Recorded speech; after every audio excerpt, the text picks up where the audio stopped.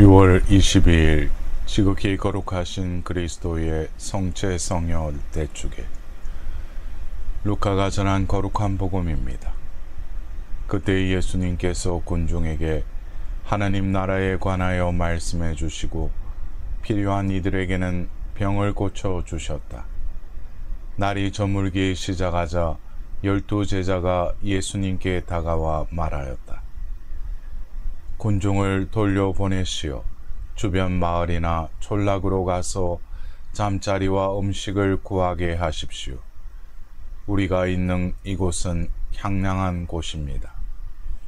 예수님께서 너희가 그들에게 먹을 것을 주어라 하시니 제자들은 저희가 가서 이 모든 백성을 위하여 양식을 사오지 않는 한 저희에게는 빵 5개와 물고기 2마리밖에 없습니다 하고 말하였다. 사실 장정만도 5,000명 가량이나 되었다. 예수님께서는 제자들에게 이르셨다. 대충 10명씩 때를 지어 자리를 잡게 하여라. 제자들이 그렇게 하여 모두 자리를 잡았다. 예수님께서는 빵 5개와 물고기 2마리를 손에 들고 하늘을 우러러 그것들을 축복하신 다음 떼어 제자들에게 주시며 군중에게 나누어 주라고 하셨다. 사람들은 모두 배불리 먹었다. 그리고 남은 조각을 모으니 12강줄이나 되었다. 사랑하는 형제자매 여러분, 오늘은 지극히 거룩하신 그리스도의 성체 성혈 대축일입니다. 오늘 복음에서 예수님께서는 빵 5개와 물고기 2마리로 5,000명을 먹이신 기적을 전하고 있습니다. 물질적 가난과 육체적인 병고에 더해 정신적 갈증과 마음의 허기가 가실 날이 없는 상황에서 참으로 기쁜 소식입니다. 지금 여기서 그 기쁨을 누리기 위해 다시 말씀을 바라보도록 합시다. 먼저 주님의 말씀을 들으려고 군중이 모였습니다. 날이 저물고 배도 고팠을 것입니다. 군중을 돌려보내자는 제자들에게 예수님께서는 너희가 그들에게 먹을 것을 주어라 라고 이르십니다.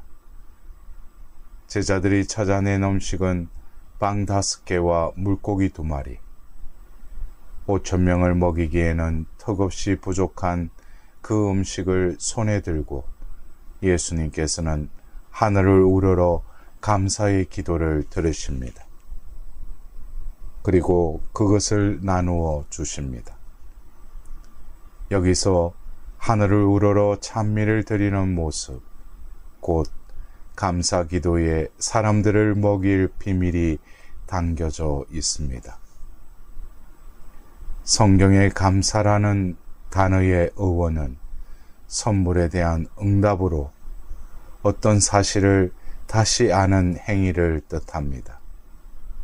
즉, 단순히 고마워하는 행위에 더해서 내게 주어진 모든 것이 하나님의 선물임을 다시 알을 뜻합니다. 내 손에 빵 1쪽, 생선 1마리가 어떻게 주어졌는지 다시 알고 하늘을 우러러 감사드림에서 5,000명이 먹고 남는 기적이 일어난 것입니다.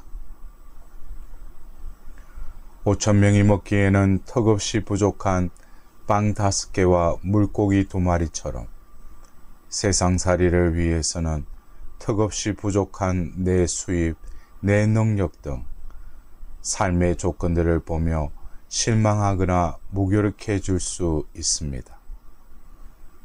그러나 바로 이렇게 부족한 모습이지만 하나님의 사랑이 내 삶에 담겨 있음을 다시 알고 하늘을 우러러 찬미를 드릴 때 세상을 보는 내 눈이 새로워집니다. 밥 한 그릇을 놓고 그 속에 농부의 땀방울과 자연의 신비가 담겼음을 보고 이 모든 것이 거저 받은 선물임을 다시 보며 하늘을 우러러 감사를 드릴 때 하늘과 통한 마음은 이 축복을 이웃과 나누게 됩니다. 물고기든 빵이든 아픔이든 기쁨이든 감사하며 나눌 때 기적이 일어나는 것입니다. 배를 채우고 상처가 낫고 위로로 힘을 얻고 다시 일어나게 됩니다. 어떤 사람은 참 많은 것을 나누며 살고 어떤 사람들은 정말 아무것도 주지 않고 인색하게 살아갑니다. 왜 이런 차이가 생길까요? 나누지 못하는 이유가 무엇일까요? 바로 감사하는 마음에 달려 있습니다. 아무리 작은 것이라도 하나님께서 주신 선물로 받아들이고 감사할 때 고마움에 남들과 나누고 거기서 모두 배불리 먹는 감동의 잔치가 벌어집니다. 그러나 감사할 줄 모르는 사람은 크든 작든 지금 가진 것이 못마땅하여 불평, 불만이 가득한 가운데 아무것도 나누지 못하고 그냥 움켜진 채 내내 원망 속에 살다가 빈손으로 죽어갑니다. 내 삶에 감사할 일이 전혀 없다고 투덜대는 이들에게 탈무드는 이렇게 일러줍니다. 만일 다리를 한쪽만 잘렸으면 하나님께 두 다리가 다 잘리지 않은 것을 감사하라. 만일 두 다리가 잘렸으면 하나님께 목이 부러지지 않은 것을 감사하라. 만일 목이 부러져 버렸으면 그 뒤는 걱정할 일이 없음을 감사하라. 그렇습니다. 촛불을 보고 감사하면 전등불을 주시고 전등불을 보고 감사하면 달빛을 주시고 달빛을 감사하면 햇빛을 주시고 햇빛을 감사하면 천국을 주십니다. 하늘을 향한 감사의 생각은 그 자체가 기도인 것입니다. 같은 맥락에서 오늘 1독서에서 사제의 축복을 받고 하나님께 11조를 바치는 아브라함 이야기를 들려줍니다. 감사에서 나눔이 비롯되는 성찬례에 대하여 오늘 이 독서에서 다시 강조합니다. 그 핵심은 예수님께서 잡히시던 날 밤에 빵을 들고 감사를 드리신 다음 나를 기억하여 이를 행하여라 하고 말씀하셨다는 구절에 담겨 있습니다. 나를 기억하여 이를 행하라는 주님의 명령에서 기억이란 단어는 과거 사건의 단순한 회상을 넘어서서 지금 여기서 그 사건이 재현됨을 의미합니다. 감사와 나눔으로 일어난 기적을 옛날 일로 회상하는 데 머무르지 않고 우리가 예수님처럼 행하라는 말씀입니다. 형식적인 예식의 반복이 아니라 주님께서 실행하신 감사와 나눔을 우리도 실행하라는 말씀인 것입니다.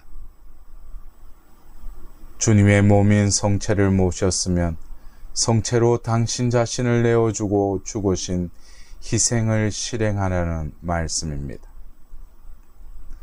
그러기에 바오로 사도는 주님께서 오실 때까지 여러분은 이 빵을 먹고 이 잔을 마실 적마다 주님의 죽음을 전하는 것입니다. 라고 이릅니다. 감사와 나눔이 과거에 예수님의 죽으심으로 완성되었듯이 지금 감사와 나눔으로 우리를 내어주는 죽음의 길을 가라는 말씀으로 들립니다. 가진 것을 내어줄 때 죽으신 예수님께서 부활하여 현존하시듯이 우리의 삶이 부활의 삶을 살게 되리라는 말씀입니다. 즉 성체성사에 담긴 이 신비를 주님께서 다시 오실 미래까지 계속하라는 말씀입니다. 이렇듯 과거, 현재, 미래를 아우르는 3차원의 신비가 미사에서 성체 축성 후 우리가 외치는 신앙의 신비입니다. 주님께서 오실 때까지 주님의 죽으심을 전하며 부활을 선포하나이다. 오늘 복음 말씀은 이렇게 끝을 맺습니다. 사람들은 모두 배불리 먹었다. 그리고 남은 조각을 모으니 12강졸이나 되었다. 사랑하는 형제 자매 여러분, 살과 피를 내어주시는 예수님의 사랑이 우리 안에서 재현되면 우리도 주님께서 부활하시어 하느님 오른편에 계시듯이 영원한 삶으로 옮겨갈 것입니다. 배불리 먹고 남는 기적은 그렇게 재현되리라는 약속의 말씀으로 들립니다.